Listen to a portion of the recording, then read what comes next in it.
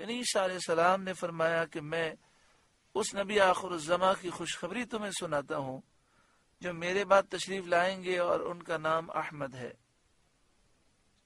حدیث شریف میں ہے رسول کریم صلی اللہ علیہ وآلہ وسلم کے حکم سے صحابہ کرام نجاشی بادشاہ کے پاس گئے۔ ابو داؤد شریف میں یہ حدیث پاک ہے۔ تو نجاشی بادشاہ نے کہا میں گواہی دیتا ہوں کہ محمد مصطفیٰ صلی اللہ علیہ وآلہ وسلم اللہ تعالی کے رسول ہیں، اور وہی رسول ہیں جن کی حضرت عیسیٰ علیہ السلام نے بشارت دی۔ اگر امور سلطنت کی پابندیاں نہ ہوتی تو میں ان کی خدمت میں حاضر ہو کر کفش برداری کی خدمت بجا لاتا، ان کے نالین پاک اپنے سینے سے لگاتا۔ حضرت عبداللہ بن سلام رضی اللہ تعالیٰ عنہ سے مروی ہے توریت میں سید عالم صلی اللہ علیہ وسلم کی صفت مذکور ہے، اور یہ بھی کہ حضرت عیسیٰ علیہ السلام نبی کریم صلی اللہ علیہ وسلم کے پاس مدفون ہوں گے۔ عیسیٰ علیہ السلام کا قرب قیامت میں نزول ہوگا، 40 سال آپ دنیا میں رہیں گے، نکاح کریں گے، اولاد بھی ہوگی، پھر آپ کا وصال ہوگا، اور نبی اکرم صلی اللہ علیہ وآلہ وسلم کے پہلو میں آپ کا مزار بنے گا۔ ابو داؤد مدنی نے کہا کہ روضہ اقدس میں ایک قبر کی جگہ باقی ہے، اور یہ روایت ترمذی شریف کی ہے۔ حضرت کعب احبار سے مروی ہے کہ حواریوں نے حضرت عیسیٰ علیہ السلام سے عرض کیا یا روح اللہ، کیا ہمارے بعد اور کوئی امت بھی ہے؟ فرمایا ہاں، احمد مجتبی صلی اللہ علیہ وآلہ وسلم کی امت، وہ لوگ حکماء، علماء، ابرار اور اتقیاء ہیں۔ یعنی اس امت میں حکمت والے لوگ ہوں گے، علم والے لوگ ہوں گے، ابرار، نیکوکار، اتقیاء، متقی، پرہیزگار لوگ ہوں گے۔ وہ لوگ حکماء، علماء، ابرار اور اتقیاء ہیں، اور فقہ میں نائب انبیاء ہیں۔ اللہ تعالیٰ سے تھوڑے رزق پر راضی، اور اللہ تعالیٰ ان سے تھوڑے عمل پر راضی۔ فلما جاءہم بالبینات، پھر جب احمد ان کے پاس روشن نشانیاں لے کر تشریف لائے، قالوا ھذا سحر مبین، بولے یہ کھلا جادو ہے۔ ومن اظلم ممن افترى على الله الكذب وهو يدعى الى الاسلام، اور اس سے بڑھ کر ظالم کون جو اللہ پر جھوٹ باندھے حالانکہ اسے اسلام کی طرف بلایا جاتا ہو۔ اللہ پر جھوٹ باندھے، اللہ کی طرف شریک اور اولاد کی نسبت کر کے، اور اللہ کی آیتوں کو جادو بتا کر، یعنی جس نے یہ کہا کہ اللہ کے سوا کوئی خدا الہ معبود ہے، فرشتے اللہ کی بیٹیاں ہیں، یا عیسیٰ علیہ السلام اللہ کے بیٹے ہیں، یا حضرت عزیر اللہ کے بیٹے ہیں، جس نے یہ کہا اس نے اللہ پر جھوٹ باندھا۔ جس نے اللہ کی آیتوں کو، قرآن کی آیتوں کو جادو بتایا، اس نے اللہ پر جھوٹ باندھا۔ ومن اظلم ممن افترى على الله الكذب، اور اس سے بڑھ کر ظالم کون جو اللہ پر جھوٹ باندھے، وهو يدعى الى الاسلام، حالانکہ اسے اسلام کی طرف بلایا جاتا ہو۔ وہ اسلام جس میں دونوں جہاں کی سعادت ہے، لیکن وہ اسلام کی طرف نہ آئے اور اللہ پر جھوٹ باندھے۔ واللہ لا يهدي القوم الظالمین، اور ظالم لوگوں کو اللہ راہ نہیں دیتا۔ یریدون لیطفئوا نور اللہ بافواہہم، چاہتے ہیں کہ اللہ کا نور اپنے منہوں سے بجھا دیں۔ اللہ کے نور سے مراد دین برحق اسلام ہے، تو یہ چاہتے ہیں کہ دین برحق اسلام کو اپنے منہوں سے بجھا دیں، یعنی قرآن پاک کو شعر کہہ کر، جادو کہہ کر، کہانت کہہ کر اسلام کو، دین حق کو یہ روک دیں، ختم کر دیں۔ ایسا ہرگز نہیں ہوگا۔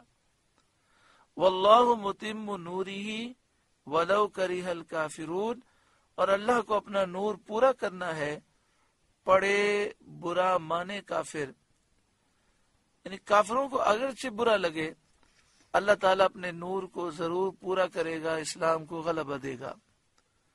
هو الذی ارسل رسولہ بالہدی ودین الحق، وہی ہے جس نے اپنے رسول کو ہدایت اور سچے دین کے ساتھ بھیجا، لیظہرہ علی الدین کلہ، کہ اسے سب دینوں پر غالب کرے، وَلَوْ كَرِهَ الْمُشْرِكُونَ، پڑے برا مانے مشرک، یعنی اگرچہ مشرکوں کو برا لگے لیکن ہوگا ایسا ہی کہ اللہ سارے دینوں پر اسلام کو غالب کر دے گا۔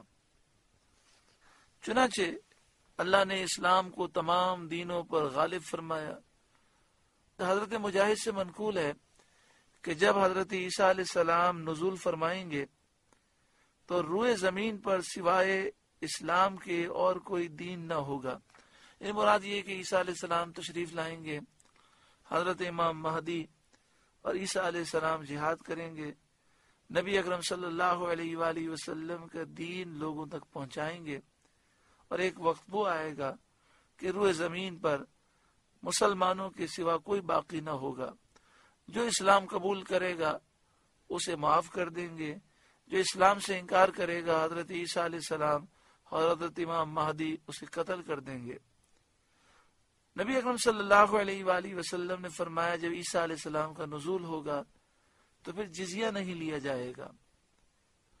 آج تو تین چیزیں ہیں کہ اگر اسلام کو غلبہ ہو اور مسلمان کسی ملک پر حملہ کرے تو تین باتیں رکھیں، یا تو اسلام قبول کر لو، یا تلوار سے مقابلے کے لیے تیار ہو جاؤ، یا جزیہ دے کر سلو کر لو۔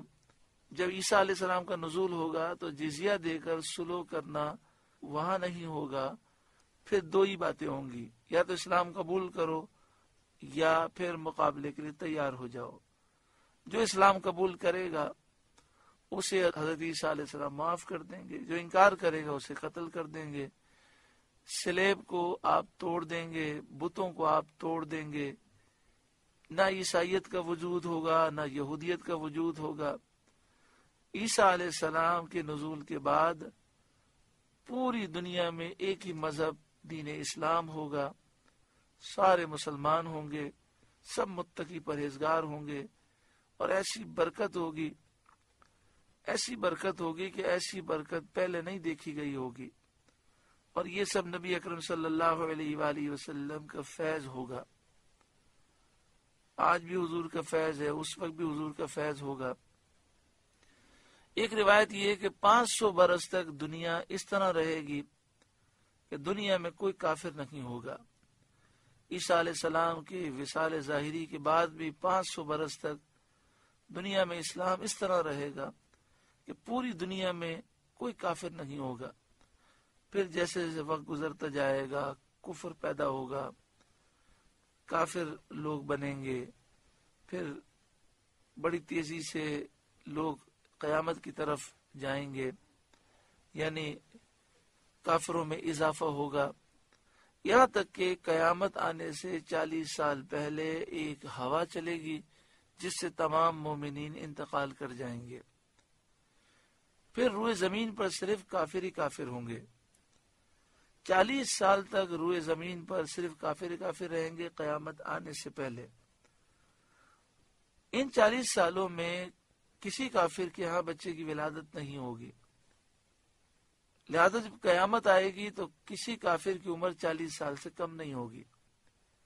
جب قیامت آئے گی تو روئے زمین پر اللہ کا نام لینے والا کوئی نہ ہوگا، کافر ہی کافر ہوں گے، اور سور پھونکی جائے گی اور سب ہلاک ہو جائیں گے۔ اللہ تبارک و تعالی دین اسلام پر ہمیں ثابت قدمی عطا فرمائے۔ دین اسلام تو غالب ہے، لیکن مسلمان غالب کب ہوں گے؟ اس وقت جب وہ دین اسلام کا دامن مضبوطی سے تھامیں گے۔ اللہ تعالی ہمیں اسلام کا دامن مضبوطی سے تھامنے کی توفیق عطا فرمائے۔ سورہ صف کا پہلا رکوع مکمل ہوا۔ اللہ تعالی اس رکوع کے نور سے ہمارے قلوب کو روشن منور فرمائے۔